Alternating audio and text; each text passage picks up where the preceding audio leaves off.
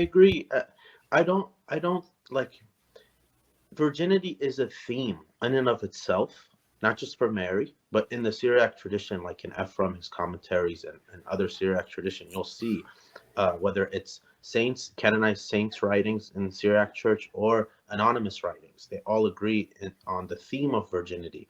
Things like you'll notice sometimes where Ephraim will say in his commentary in Genesis about um, that had Adam and Eve not fallen, God would have permitted reproduction in another way, not through sexual intercourse, but that is the fallen method in which reproduction takes place.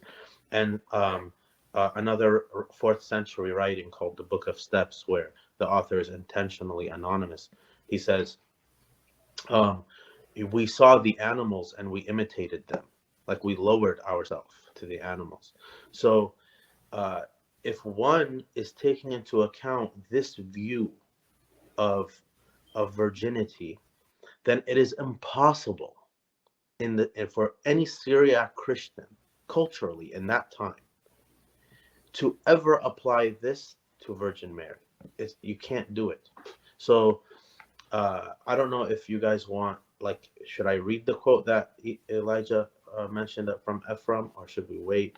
Whatever you guys Yeah, want. yeah, no, I think you shouldn't. And before you do that, let me, for people that might not know, um, Ephraim, Saint Ephraim, excuse me, is a giant, not only in the Catholic faith, but in the Orthodox, in the Oriental Orthodox faiths. He's a doctor of the church within Catholicism. So if you're Catholic and you tune in and you're thinking, well, you know what, maybe he's only important for the Oriental Orthodox Church. No, he's a doctor of the church, very important early church father, and incredible in his writing, magnificent in his Christology. I mean, it's tough to get better than the great Ephraim, and that is why, look, if you're a Catholic, you've probably heard of the great Saint Romanos the Melodist. Romanos imitated a lot of the style of Ephraim. Every scholar will tell you they recognize it's very similar, and a lot of his Mariology is very similar to that of Ephraim. So Ephraim's very important. And when we talk about these quotes, pay attention because you're getting, this is gold. I mean, it's just incredible to be able to imagine what was going to the mind of this incredible early church father as it gave the honor due to Holy Mother Mary. And really, we invite our evangelical friends to read scripture and realize every time you encounter Holy Mary, when you encounter her in Luke 1, the incredible praise is bestowed upon her. When we read of Hail Mary, full of grace, every time you encounter Mary, it's something beautiful. You look at her in the early church, and she's not a regular woman. She is our holy Theotokos, our holy Mother of God. So I really meditate on everything that we're going to be talking about tonight, and I think whatever else you think of saying, brother, let me know if you want to dive in.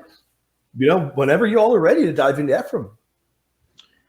Yeah, I just want to say too that secular, like, even if we step out of Christianity for a sec, a lot of secular scholars um, have the opinion and make the point that Ephraim is arguably the greatest poet in history. Um, if one reads him in the Syriac, obviously, if you're reading a poet, you should read him in his language, but because that's where the rhymes and all the meters and all that stuff happens, right?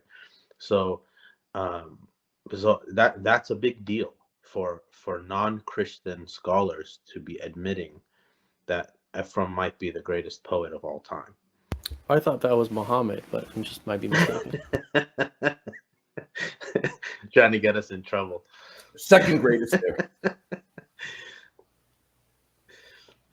Should I read the You quote? better hope Sebastian Brock doesn't hear that, Elijah. All right. Credit to Elijah for pointing the quote out to me. So this is in Ephraim's commentary on the Gospels. It's called Commentary on the Diatessaron. He says, and there's another quote from the Diatessaron. I don't know if I'll probably read it later on the show.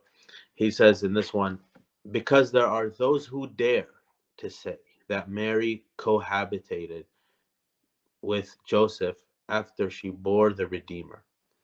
We reply, how would it have been possible for her, who was the home of the indwelling of the Spirit, whom the divine power overshadowed, that she be joined to a mortal being and give birth filled with birth pangs, in the image of the primeval curse?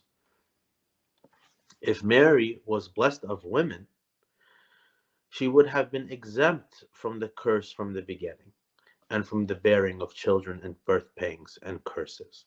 It would be impossible, therefore, to call one who gives birth with these birth pangs blessed. If the animals in the ark were restrained because of Noah, it was fitting that the prophetess in whom Emmanuel dwelt should not turn to marriage. Noah's animals were restrained of necessity, but she, however, through her own free will, just as she gave birth purely, so also she remained holy.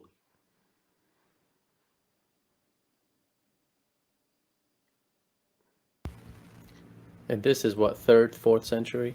4th, yeah. Just so everyone knows, so Ephraim's teacher was another Saint Jacob, not the Saint Jacob that Elijah was talking about earlier.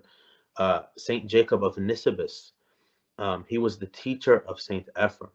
So Saint Jacob of Nisibis, and by the way, his crypt is still there. In Saint Ephraim's church in Nisibis is still there.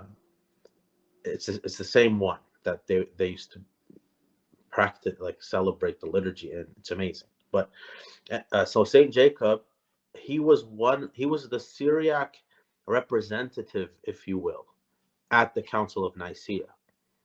So Saint Jacob of Nisibis was present. He was the bishop of Nisibis, present at the Council of Nicaea.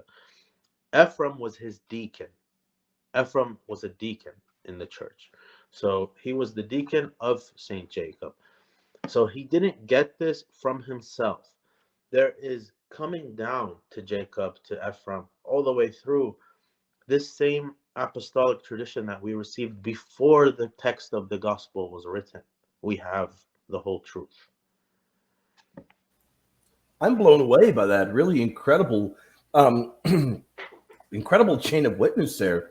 And hearing the words of the great Ephraim, where he tells you, there were those that dare, and to me, what that tells me, Subdeacon and Elijah, is that he's being very clear that to believe this about Holy Mary was contrary to the mind of the Apostolic Church, the true church.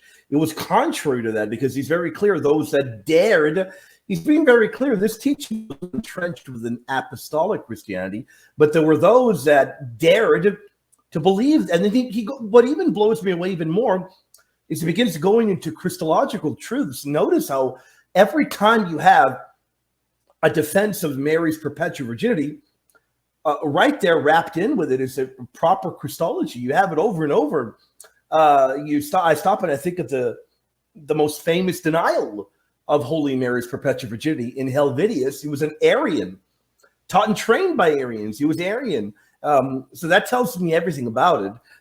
Arius, who had a very poor, very, very poor Christology, to put it mildly, to be as nice as can be. But there's another thing that Ephrem says there, gentlemen, and I'm just blown away by it, because you have evangelicals that'll say, well, look, you're talking about Mary being without sin.